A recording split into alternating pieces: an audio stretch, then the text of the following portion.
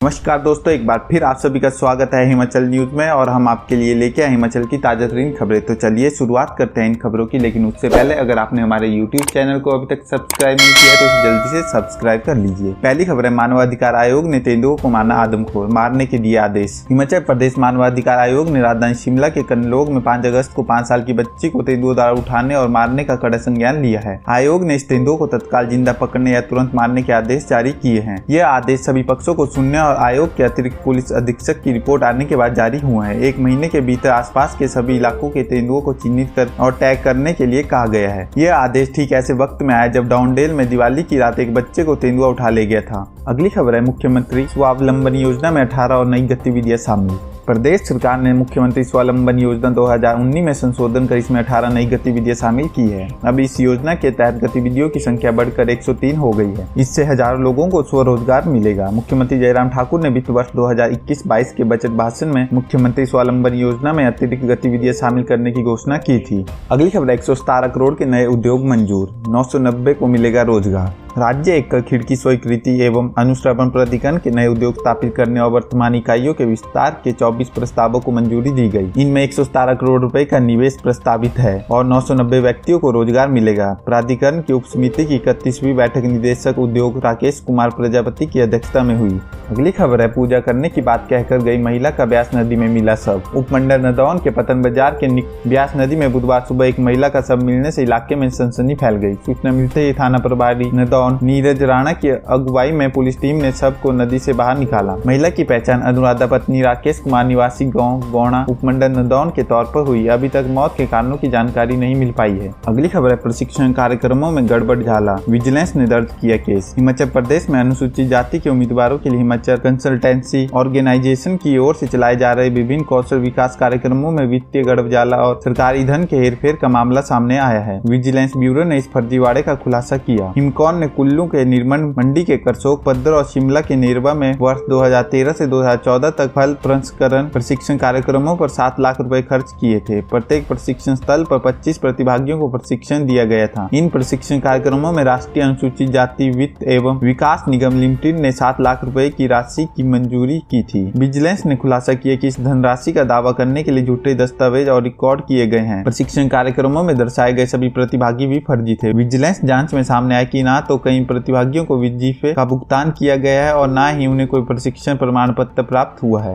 अगली खबर है, भामला में ईंटों से भरा ट्रक पलटा, महिला कर्मी समेत 2 की मौत। सुलपुर बही सरकाघाट संपर्क मार्ग पर भामला के बही मोड़ के पास बुधवार सुबह करीब 10 बजे ईंटों से लदा ट्रक पलटने से ट्रक चालक और सड़क किनारे बस का इंतजार कर रही महिला कर्मचारी की मौत हो गई। बताया जा रहा है कि चढ़ाई पर ट्रक अचानक पीछे हटने लगा। चालक ने किसी तरह ट्रक को नियंत्रित कर खड़ा किया और उतरकर टायर जैक लगाने लगा। इस दौरान अचानक जैक से ट्रक फिसला और पीछे की तरफ चालक को चपेट में लेता हुआ सड़क पर खड़ी महिला कर्मचारी पर पलट गया। महिला ने मौके पर ही दम तोड़ दिया, जबकि चालक ने CHC बलद्वाड़ा में दम तोड़ा। पुलिस ने दोनों शवों को नागरिक अस्पताल सरकाघाट में पोस्टमार्टम के बाद परिजनों को सौंप दिया। अगली खबर है, तकनीकी शिक्षा बोर्ड अब 5 गुना ज्यादा देगा छात्रवृत्ति। हिमाचल प्रदेश में तकनीकी शिक्षा को बढ़ावा देने के लिए अब बहुत तकनीकी संस्थानों और औद्योगिक प्रशिक्षण संस्थानों में मेधावियों को 5 गुना ज्यादा छात्रवृत्ति दी जाएगी। पहले 3 स्थान हासिल करने वाले इन मेधावियों की छात्रवृत्ति पुरस्कार राशि शैक्षणिक सत्र 2021-22 में जारी की जाएगी। तकनीकी शिक्षा बोर्ड धर्मशाला के सचिव RK शर्मा ने बताया कि तकनीकी शिक्षा को बढ़ावा देने के उद्देश्य से बहुत तकनीकी संस्थानों एवं ITI संस्थानों को प्रथम, द्वितीय एवं तृतीय स्थान हासिल करने वाले मेधावी छात्रों को दी जाने वाली छात्रवृत्ति की राशि में बढ़ोतरी की गई है। अगली खबर, प्रदेश के 1979 स्कूलों में 12 नवंबर को होगी नेशनल अचीवमेंट सर्वे परीक्षा। प्रदेश के 1286 सरकारी और 693 निजी स्कूलों में 3वीं, 5वीं, 8वीं और 10वीं कक्षा के विद्यार्थियों की सर्वे के तहत परीक्षा ली जाएगी। वीरवार को इन सभी स्कूलों में OMR सीट पर जवाब देने की रिहर्सल करवाई जाएगी। 2 साल बाद देश भर में यह सर्वे करवाया जा रहा है। अगली खबर है, पंचायतों को सौंपी कोरोना वैक्सीन का लक्ष्य पूरा करने की जिम्मेवारी। प्रदेश सरकार ने पंचायतों को कोरोना वैक्सीन का टारगेट पूरा करने का जिम्मा सौंपा है। 15 नवंबर को प्रस्तावित ग्राम सभा में 100% टीकाकरण सुनिश्चित करने का प्रस्ताव पारित करने के आदेश जारी हुए हैं। पंचायती राज विभाग ने इस संबंध में आदेश जारी किए हैं। स्वास्थ्य विभाग ने पंचायतों को SOP के दायरे में रहकर ग्राम सभाओं का आयोजन करने को कहा है। दरअसल प्रदेश में 30 नवंबर तक पात्र लोगों को कोविड वैक्सीन की दोनों डोज लगाने का लक्ष्य रखा है। अभी हिमाचल में 37 लाख के करीब ही लोगों को वैक्सीन की दोनों डोज लगी है, जबकि 57 लाख लोगों को वैक्सीन की दोनों डोज लगाना चुनौती से कम नहीं है। स्वास्थ्य विभाग ने हर दिन 75,000 लोगों को वैक्सीन लगाने का टारगेट रखा है। इस संबंध में CMO, BMO, अस्पताल प्रशासन और स्वास्थ्य कार्यकर्ताओं को निर्देश जारी कर दिए हैं। अगली खबर, राज्य सहकारी बैंक में 1,858 कर्मचारियों को बोनस। हिमाचल प्रदेश राज्य सहकारी बैंक के 1,858 अधिकारियों और कर्मचारियों को बोनस और प्रोत्साहन राशि दी जाएगी। बुधवार को बैंक के अध्यक्ष खुशीराम की अध्यक्षता में शिमला के सांकटी स्थित परिसर में हुई निदेशक मंडल की बैठक में यह फैसला लिया गया। बैंक के सभी नियमित, अनुबंधित, दैनिक वेतनभोगी व अंशकालिक कर्मचारियों को बोनस व प्रोत्साहन राशि के तौर पर 7.79 करोड़ का वित्तीय लाभ प्राप्त होगा। अगली खबर, आतंक को बढ़ावा देने के लिए न हो अफगानिस्तान की जमीन का उपयोग। भारत की अगुवाई में 8 देशों की राष्ट्रीय सुरक्षा सलाहकार स्तर की बैठक में दोहराया गया कि आतंकवाद को बढ़ावा देने के लिए अफगानिस्तान की जमीन का उपयोग नहीं होना चाहिए। तीसरे क्षेत्रीय सुरक्षा संवाद के बाद बुधवार को अफगानिस्तान के मौजूदा हालात पर जारी दिल्ली घोषणा पत्र में प्रमुखता से कहा गया कि हालात सामान्य होने तक संयुक्त राष्ट्र को अफगानिस्तान में अपनी मौजूदगी बनाए रखनी चाहिए। वहां के संकटग्रस्त लोगों को बिना भेदभाव के मानवीय मदद सुनिश्चित की जानी चाहिए। दिल्ली घोषणा पत्र में यह भी कहा गया कि तालिबान को हर हाल में समावेशी सरकार बनानी होगी, जिसमें हर वर्ग की बराबर की भागीदारी हो और सभी के अधिकारों का सम्मान हो। भारत की अगुवाई में हुई इस बैठक में चीन व पाकिस्तान ने हिस्सा नहीं लिया। बैठक में रूस, Tajikistan, Kazakhstan, Turkmenistan, Kyrgyzstan, Uzbekistan व ईरान ने हिस्सा लिया। अगली खबर है, डीजल पर टैक्स कटौती से घटेगी महंगाई।